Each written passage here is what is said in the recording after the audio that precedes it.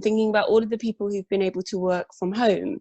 My job for the last 5 years, and it isn't anymore, but it was helping autistic people get the reasonable adjustments put in place when they were at maybe grievance or tribunal stage. And so many employers would refuse to allow somebody to work from home because they'd say it wasn't practical, or they wouldn't be able to be involved with the team, or whatever it might be.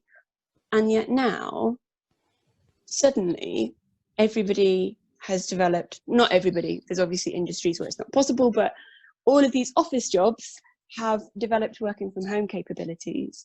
And the same with schools. All of a sudden, actually we can homeschool children and still have them be involved in a class somehow. And so I find it quite hard to accept that there's the potential we will go back to quote unquote normal after this, instead of going, well, do you know what, actually we can learn from this, that someone can do a job no matter where in the country they are, if it's a job that's office based, or somebody can do a job and it doesn't matter if they don't work their core hours, so long as they're doing the work and able to make the meetings that they need to make.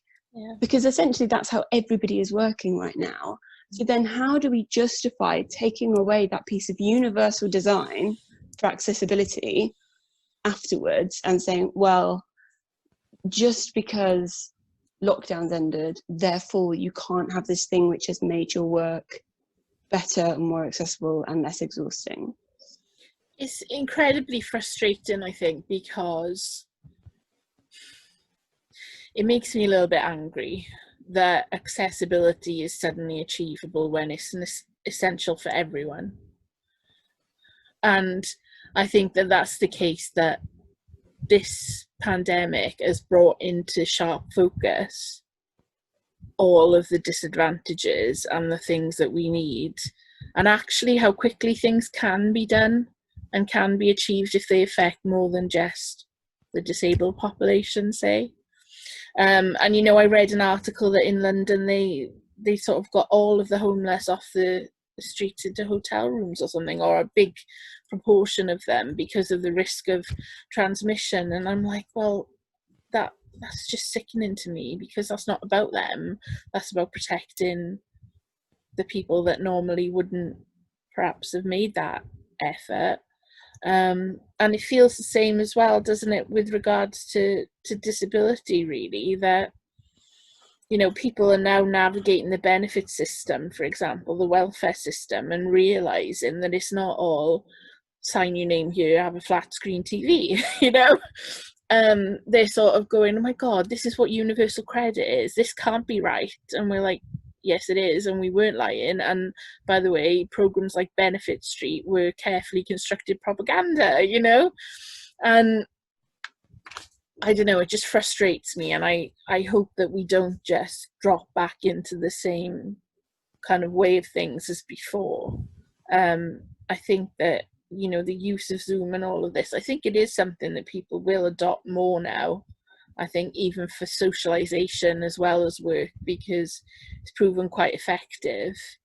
I know that I've been having meetings with, you know, the autism team in Wales and things like that on Zoom, and some of them are in North Wales, some of them are in South Wales. You're talking 4 or 5 hours drive, you know, sometimes, or even quite a long drive just to meet in the middle. So they, you know, they may adopt that kind of structure far more, which will be good. But yeah, I do worry. I think that it's hard.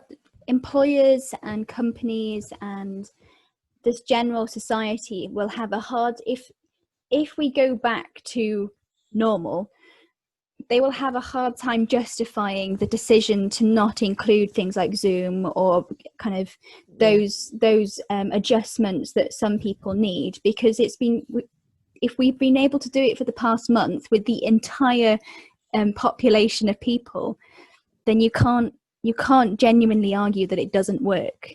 And I think it will set a precedent for, well, we did it, the whole nation did it for what is it now, 6 weeks? You can't then say that it can't be done.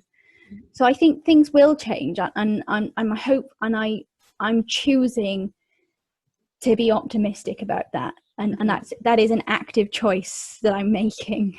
Yeah, I'm I'm cautiously optimistic, I'd say. I think that even things that, I've been saying for years, when with regards to sort of spoon theory and when you're well, when you're not, and the Scandinavian kind of countries where they allow people to work more flexible hours when they're well, even if they work less hours, as long as the productivity is there. And I think that that's a big, huge thing, not just for people who are chronically ill, but if you're autistic or you have ADHD, sometimes you might have different sleep patterns, you might have different times of day where your brain is most functional, you might have periods of days where you're not very productive, and actually the best thing you can do is rest and then be productive when you're on it. When you have that hyper focus, I can get more done in a period of hyper focus than most people can in a week.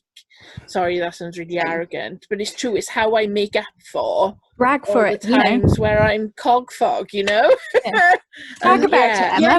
We deserve to be confident about our ability to focus. I absolutely agree. Why do we end up feeling ashamed of the fact that we can do more in the times that we can focus than a neurotypical person? We just have a very different pattern of working, and that's okay. Like, it's fine. I'm exactly the same when I'm hyper focused, or even just when I'm on a good energy day. The productivity that I can bring is phenomenal. And then by contrast, there's days where I can barely string two words together because my brain is just like, well, no. And I think like this whole kind of situation has helped me to realize that when I need to be resting and when I need to be working. So I know that if I work between 8 and about 12 o'clock, I will get loads done. If I try and work in the afternoon, nothing's going to get done. And it's been really nice being able to pick, my hours and know that, well, okay, I'll get up and I'll do some work, but then in the afternoon I'll do my own thing. And that doesn't mean that I've done less. Just because I've done like a half day doesn't mean I've done less than everyone else. It just means that I'm not going to get work done anyway in those hours, so I may as well go and do something else. I always say that like autism lives in the extremes. That's a saying that I always use, because sensory sensitivity or sensory seeking, or really extroverted, want to be around people, to quite introverted, or in this case it's kind of the extreme of productivity or being really sort of like wading through treacle almost. And I feel like we have all the same stuff going on as everyone else. It's just distributed differently. Like our energy isn't like this steady stream as it is for most people, perhaps. It's all at once and then recovery, or, and it's really hard to deal with that, because then what happens is you are like insanely productive and everyone's like, oh, you're on fire, and you do really well, and then you have a week of like being able to do sod all, and everyone's like, well, you're just being lazy now, we've seen what you can do, and it's like, no, that's the cost of that. I did my week's worth then, though. And it's like setting this precedent that you couldn't meet even if you had a normal amount of energy, but often you've got like a reduced amount of energy as well. So it's just incredibly. But then again, this is all about trying to fit ourselves as autistic people into a neurotypical way of working and a neurotypical way of going about productivity and work. We're not going to work the same, and that's not a bad thing.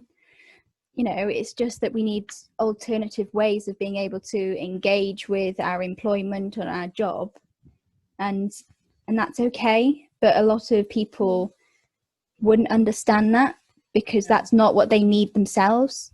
I think more people are starting to understand that with how we're working now, because I think there's a lot more people who are not working a standard 9 to 5 because they're also homeschooling their kids, or they've got to do X, Y, and Z their partner's a key worker, so they have to like not work in these certain times because they need to help with disinfecting whatever. And so that's where I've got the hope again of actually a lot of people understanding that difference. And because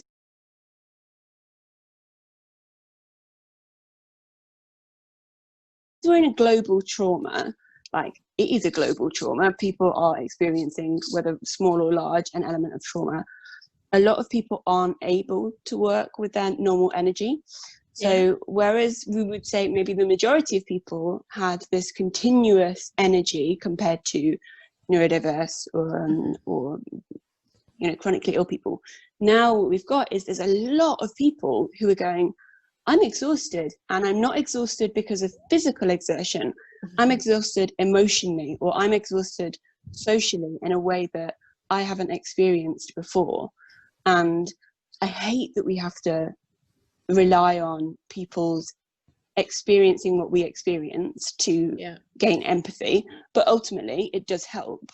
And so, I think there's a lot of people who are having more of an experience that's closer to ours of the world. And I hope that means something significant as things transition into, and I think it's really interesting. I don't think it will go back to normal. I think it will, it's into the new normal, whatever that might be. Yeah,